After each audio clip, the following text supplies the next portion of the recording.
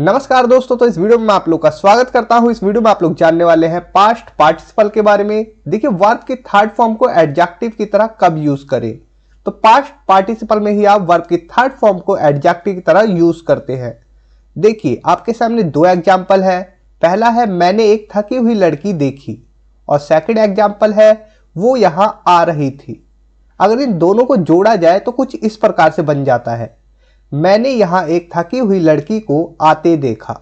अब ये थकी हुई और आते वाला सेंस ये कब आता है सेंटेंसेस में, और इसकी इंग्लिश हम किस प्रकार से बनाते हैं, यही आप लोग इस वीडियो में जानेंगे।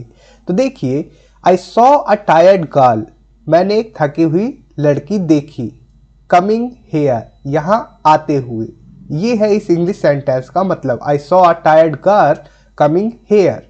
तो आइए इस वीडियो को शुरू कर देते हैं। सबसे पहले मैं आप लोगों को बताने वाला हूं पास्ट पार्टिसिपल कहते किसे हैं। तो मैं हूं अनिल कुमार, आप लोग देख रहे हैं डेली इंग्लिश फॉर ऑल। देखिए, व्हाट इज पास्ट पार्टिसिपल। तो पास्ट पार्टिसिपल कुछ नहीं बल्कि वर्ब की थर्ड फॉर्म को ही कहा जाता है। जैसा कि आप लोग जानते हैं, ब्रेक, ब्रोक, ब्रोकन। तो ब्रोकन यहां पर वर्ब की थर्ड फॉर्म है। इसी प्रकार से स्टील, स्टॉल, स्टॉलन, स्टॉलन यहां पर वर्ब की थर्ड फॉर्म है।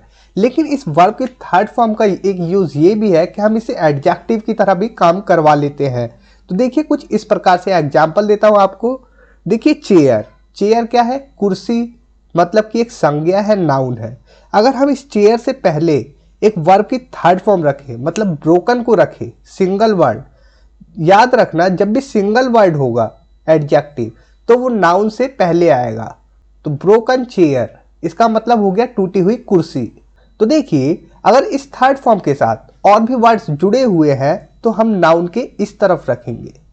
जैसे ब्रोकन बाय समबडी, ब्रोकन के साथ ये प्रीपोजिशन जुड़ा हुआ है, उसके बाद समबडी जुड़ा हुआ है। ब्रोकन बाय समबडी, किसी के द्वारा तोड़ी गई कुर्सी। यहाँ पर देखिए, ब्रोकन सिंगल है इसलिए पहले आएगा नाउन से, और अगर उसके साथ वर्ड जुड़े हैं तो वो नाउन के बाद आएगा। इस प्रकार से देखिए, एग्जाम्पल है this is a broken chair, ये एक टूटी हुई कुर्सी है। तो ब्रोकन जो कि वर्ब की थर्ड फॉर्म है, चेयर से पहले आया, मतलब कि नाउन से पहले आया, तो ये बता रहा है कि टूटी हुई कुर्सी। अब देखिए second sentence, this is the chair broken by me last night. तो यहां पर इस सेंटेंस का मतलब है दिस इज द चेयर, ये वो चेयर है, broken by me last night, जो मेरे द्वारा रात में तोड़ी गई थी, पिछली रात तोड़ी गई थी, ये वो चेयर है।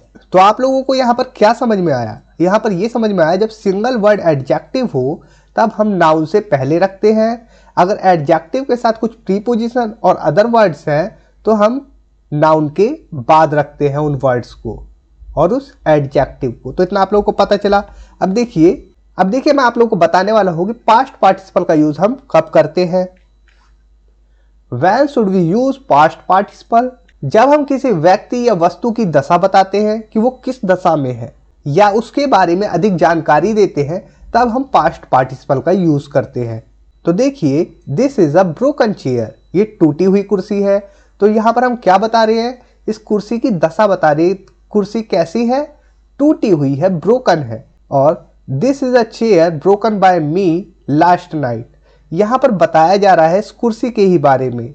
इस कुर्सी के बारे में बताया जा रहा है कि ये मेरे द्वारा तोड़ी गई थी पिछली रात, ये वो कुर्सी है। इसके बारे में इंफॉर्मेशन दी जा रही है कि दिस इज अ चेयर, ये वो चेयर है, broken by me last night, जो मेरे द्वारा पिछली रात तोड़ी गई थी। तो इतना आप लोगों को पता चला। लेकिन बात यह है कि हम दो सेंटेंसेस को कैसे जोड़ते हैं पास्ट पार्टिसिपल का यूज करके। तो देखिए, पहला सेंटेंस है आई बॉट सम मैंगोज, मैंने कुछ आम खरीदे, दे आर रॉटन, वो सड़े हुए हैं। अब इन दोनों सेंटेंसेस को हम जोड़ दें तो इस प्रकार से बनेगा, आई बॉट सम रॉटन मैंगोज। आप कहेंगे इस प्रकार से कैसे बन गया? तो यहां पर ध्यान देना, जो पहली क्लॉज होगी उसे तो हम वैसे ही लिख सकते हैं, ठीक है, जैसी है वैसे लिख सकते हैं।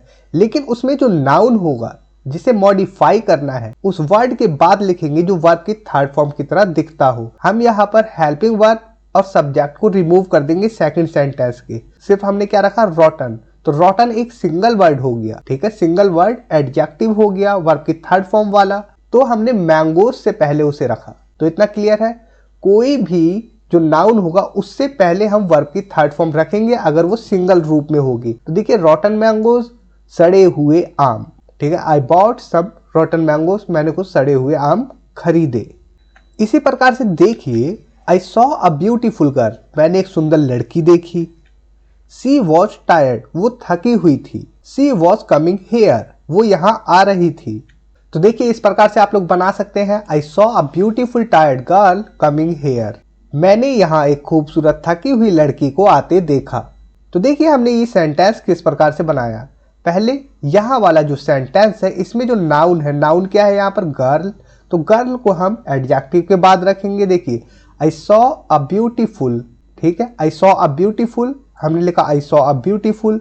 उसके बाद गर्ल है, गर्ल को कब लिखना है, यहाँ पर सिंगल वर्ड एडजेक्टिव है तो हम गर्ल को एडजेक्टिव के बाद लिखेंगे। तो देखिए पहले एडजेक्टिव लिखा थर्ड फॉर्म वाला, उसके बाद गर्ल, थकी हुई लड़की इसका मतलब हो गया।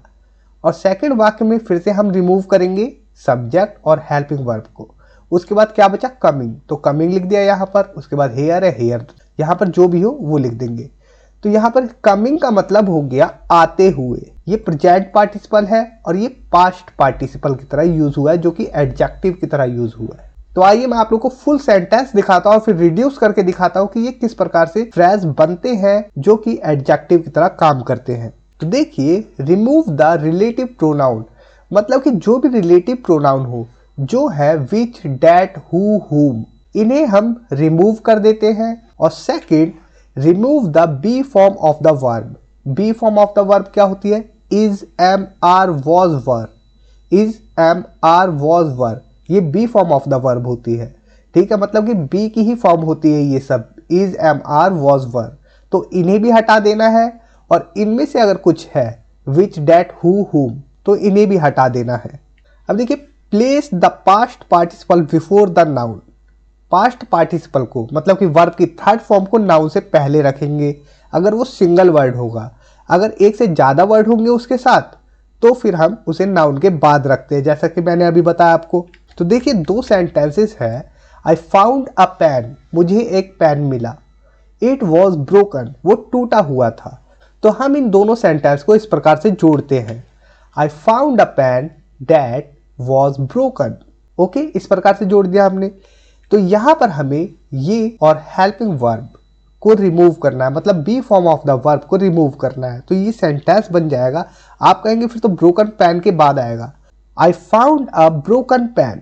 हमने ऐसा क्यों किया, इन दोनों को रिमूव किया तो हमने ये क्यों इसके बाद नहीं लगाया, क्योंकि सिंगल वर्ड एडजेक्टिव है, ये नाउन से पहले ही रखा जाएगा। तो इतना क्लियर हुआ, मुझे एक टूटा हुआ पेन मिला। अब देखिए आप लोगों के सामने और भी सेंटेंसेस है। पहला सेंटेंस है, आई बॉट अ बैग, मैंने एक बैग खरीदा। I bought it from the market, मैंने इसे मार्केट से खरीदा। इट वॉज रियली गुड, ये सच में बहुत अच्छा था। अब देखिए हम इसे इस प्रकार से बनाते हैं, I bought a bag from the market, it was really good. क्या आप बता सकते हैं कि ये एक सिंपल सेंटेंस है? मैंने आप लोगों को बता रखा है कि सिंपल सेंटेंस में केवल एक ही फाइनाइट वर्ब होती है। अगर आप लोगों ने पिछली वीडियो देखी है, अगर नहीं देखी तो मैं आप लोगों को बता दूं, टेंस के अनुसार बदलने वाली वर्ब को ही फाइनाइट वर्ब कहते हैं। वो केवल एक ही होनी चाहिए जब नया सिंपल सेंटेंस बनाते हैं। लेकिन इस सेंटेंस में देखिए, पहली फाइनाइट वर्ब ये है जो कि टेंस के अनुसार बदल जाएगी, और सेकंड फाइनाइट वर्ब ये है जो कि टेंस के अनुसार बदल जाएगी। तो ये सिंपल सेंटेंस तो नहीं है। हालांकि ये सेंटेंस तो करेक्ट है, लेकिन ये एक सिंपल सेंटेंस नहीं है। और हमारा टास्क क्या है, सिंपल सेंटेंस बनाना है। हमें इन तीनों को जोड़ के हमें सिंपल सेंटेंस बनाना है। ये वाला वाक्य, ये वाला वाक्य और ये वाला वाक्य, इन तीनों को जोड़ के हमें सिंपल सेंटेंस बनाना है। ये हमारा टास्क है, लेकिन ये एक सिंपल सेंटेंस नहीं है। इसका मतलब बता देता है, I bought a bag from the market, मैंने एक मार्केट से बैग खरीदा। इट वॉज रियली गुड, वो सच में बहुत अच्छा था। तो देखिए अगर हम इस प्रकार से बनाते हैं, the bag which was bought by me from the market was really good. इस सेंटेंस का मतलब है, the bag which was bought by me from the market, जो मेरे द्वारा मार्केट से खरीदा गया था, वॉज रियली गुड, सच में बहुत अच्छा था। लेकिन यहां पर आप ध्यान दें, एक फाइनाइट वर्ब ये हो गई और सेकंड फाइनाइट वर्ब ये हो गई। तो ये तो सिंपल सेंटेंस नहीं है, अभी भी सिंपल सेंटेंस नहीं है। हालांकि ये सेंटेंस करेक्ट है, लेकिन हमें सिंपल सेंटेंस बनाना है। मैंने आपको बताया था B form of the verb remove करनी है और विच, डैट, हु, हुम को रिमूव कर देना है अगर सेंटेंसेस में हो। तो इन दोनों को रिमूव करते हैं, रिड्यूस कर देते हैं, उसी के बाद हम पास्ट पार्टिसिपल का यूज करते हैं एडजेक्टिव की तरह। तो देखिए किस प्रकार से बनेगा। इस प्रकार से इस सेंटेंस को बनाएंगे।